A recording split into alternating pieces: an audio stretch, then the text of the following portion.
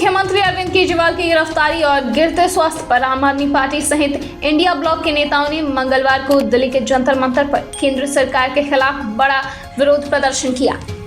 उनकी रिहाई की मांग को लेकर इंडिया गठबंधन की तरफ से एक रैली का आयोजन किया गया। इस रैली में आपके राष्ट्रीय संयोजक अरविंद केजरीवाल की पत्नी सुनीता केजरीवाल, शरद पवार, संजय राउत और चंपई सोरेन समेत कई दिग्गज शामिल हुए। आम आदमी पार्टी के नेताओं ने भाजपा पर केजरीवाल की हत्या किसी साजिश रचने का गंभीर आरोप लगाया है।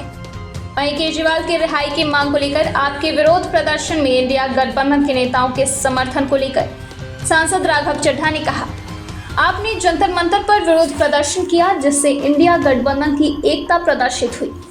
गठबंधन के सभी प्रमुख नेता मंच पर मौजूद थे और अरविंद केजरीवाल की बिगड़ती सेहत को लेकर चिंतित लोग एकत्र हुए थे। उन्होंने आगे कहा कि कुछ लोग कहते थे कि चुनाव से पहले ही इंडिया गठबंधन बिखर जाएगा, लेकिन आज मंच पर इंडिया गठबंधन की पार्टी के बड़े बड़े नेताओं ने आकर अरविंद केजरीवाल की हेल्थ पर चिंता व्यक्त की।